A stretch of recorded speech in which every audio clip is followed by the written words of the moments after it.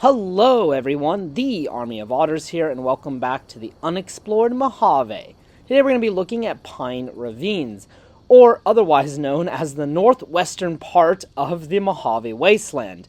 This location is very green, so much vegetation, so many trees, and for somebody who started off playing Fallout 3 and then Fallout New Vegas, especially as a teenager, I always thought this part of the map was so odd and unique and beautiful. And I wanted to make a video for a long time highlighting this area and kind of talking about different features about it. And if you've seen some of my previous videos, a lot of the things I'll talk about have been mentioned, but there will be some new things thrown in there to keep you entertained. So sit back, relax, and let's check out Pine Ravines. So as I mentioned earlier, this is the northwestern part of the Mojave Wasteland, and most players will come up here when they are having to visit Jacobstown for the first time. You have to use the highway here in order to reach Jacobstown. Now, as you approach this area, there's going to be basically three types of enemies: giant mantises, bighorners, and cazadors. These are the kind of enemies you might expect in an area that is covered in greenery though. So no big surprise there, but of course the cazadors present the biggest threat to the player character. Now, there are several locations in this area, such as Silver Peak Mine and Ruby Hill Mine. And in Silver Peak Mine, which is infested with cazadors, we can find the Remnants Power Helmet. And it just makes sense, right? The Remnant Power Helmet is guarded by dozens of cazadors, and the Remnants Power Armor is guarded by dozens of Deathclaws. How else to get some of the best power armor in the game? Now, I just wanted to say this area is so beautiful, as I've already mentioned, very green, very luscious, and a very unique site to Fallout at this time. Here you can see the Remnants Bunker, which is a part of Arcade Ganon's quest line. I have a guide up on my channel about that quest if you're interested. It's a pretty awesome quest, and it's the only other way to get the Remnants power armor. Now, I wanted to mention something that still bamboozles me is there is a secret passage between basically Jacobstown or Pine Ravine all the way to Red Rock Canyon where the Great Khans are.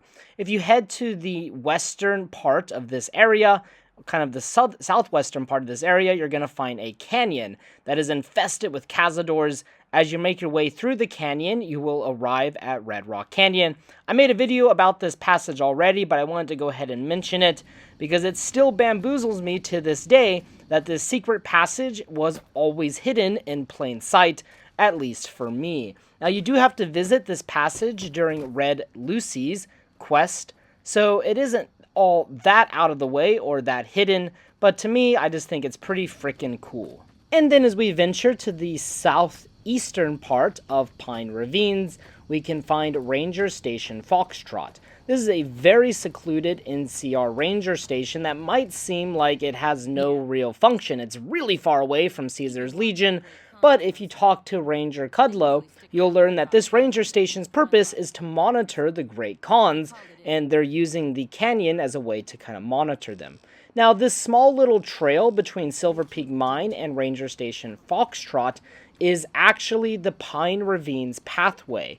Now, this is based on the real-world Pine Ravines Trail, which is in Red Rock National Park, in Nevada, obviously.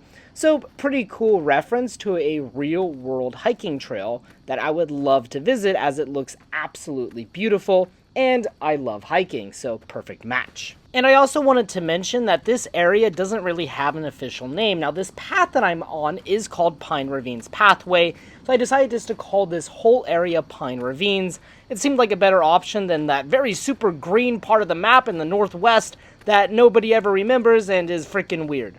So, Pine Ravines was the optimal choice. And what I really wanted to point out was something that I mentioned in my Graves of the Mojave video, is if you head to the northwestern part of the Pine Ravines area, there is a mountain, and you can climb really high up on this mountain. You can actually access it from many locations, so I would highly recommend, if you want to check it out, just go over to this part of the map, and do not let rocks deter you, because a lot of the rocks you can just simply climb up. As we get towards the top, we can find some snow, which is just wild to me, the fact that there is snow in Fallout New Vegas. Obviously, I know about Jacobstown and there's a lot of snow at Mount Charleston, but I just still think it's wild that we can see the Mojave Desert from here and there's some snow. Now, I'm from Colorado, so I know that deserts can have tons of snow and can be cold as hell, but I just still think it's a really kind of interesting and fun area, and it adds a lot of color and different colors to Fallout. Also, this view, in my opinion, is the best in Fallout New Vegas without using some kind of console command or mod, because you get a super high view of New Vegas, the actual city and the strip, and the surrounding area.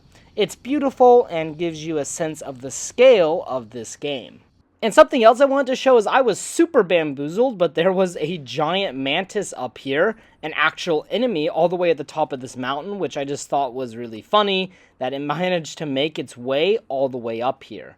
Now, directly below this mountain is a very interesting area. We have a sort of valley.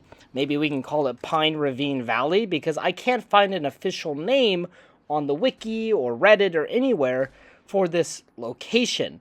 But it's just essentially a small valley that's enclosed with two entrances. And inside of the valley, we can find bighorners sometimes. However, when I returned, there were no bighorners and it was empty. Now, actually accessing the valley can be a bit difficult. Now, you can come from above like I just did, but there's also a small entrance next to the road, which I will show here in a bit of a second.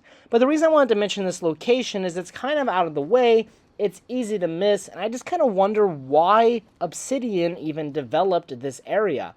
I wonder who is responsible for creating it, and why is it here? It's a very empty, kind of uncomfortable space, and I just thought it was really cool to feature. Here you can see the road, with the entrance to the valley just above the road, kind of near Silver Peak Mine, as you can see here on the Pip-Boy.